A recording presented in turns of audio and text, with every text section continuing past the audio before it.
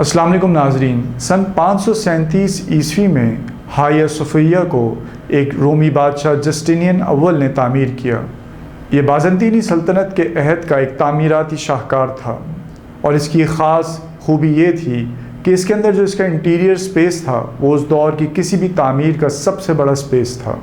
सन 537 ईस्वी से लेकर सन 1204 ईस्वी तक ये ईस्टर्न ऑर्थोडॉक्स चर्च का मरकज़ रहा, लेकिन उसके बाद रोमन जो ऑर्थोडॉक्स चर्च था उसने इसको टेक ओवर किया और ये 1261 ईस्वी तक उनके कंट्रोल में रहा और फिर वापस ये ईस्टर्न ऑर्थोडॉक्स चर्च के पास चला गया। आपके जहन में ये बात होनी चाहिए कि उस दौर में रोमन एम्पायर दो हिस्सों में तकसीम थी, एक मशरकी रोमन एम्पायर और एक मगरबी रोमन एम्पायर।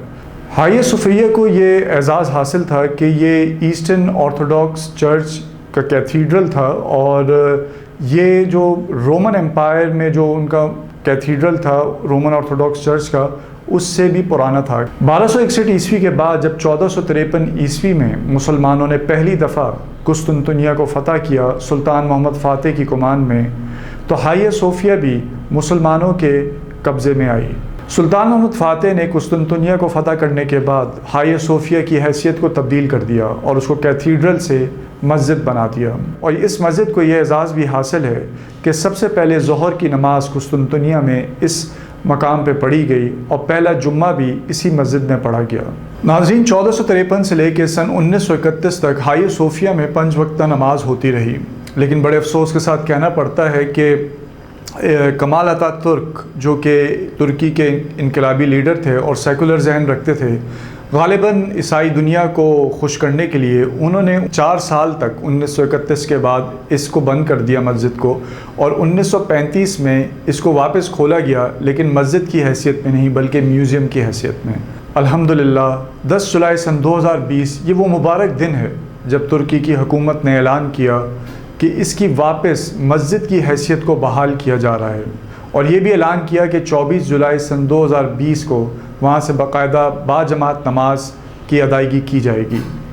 मैं समझता हूँ इस ईमान अफरोज़ तब्दीली का सहरा सबसे पहले तुर्की के सदर तैयब उर्दुगान साहब को जाता है, जिन्होंने आलमी दबाव की परवाह किए बग़ैर इस फ़ैसले पर कायम रहे।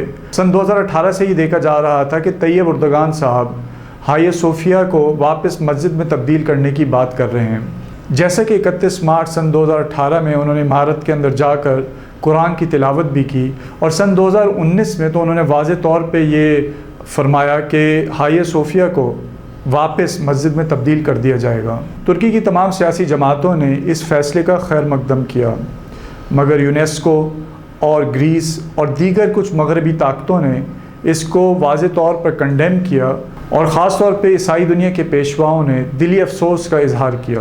तुर्की की हुकूमत ने ऐलान किया है कि जो कैथीड्रल की निशानियाँ इस इमारत के अंदर यानी इस मस्जिद के अंदर अभी मौजूद हैं उनको महफूज किया जाएगा, लेकिन उनको छुपा के रखा जाएगा लाइट टेक्नोलॉजी के ज़रिए, कालीनों के ज़रिए और पर्दों के ज़रिए। अज़ान टीवी तुर्की की हुकूमत के इस इक़दाम पर उनको खराज तहसीन पेश करता है और ये उम्मीद करता है कि यह पहली ईंट रख दी गई है और इमारत बनने तक काम नहीं रुकेगा। शुक्रिया।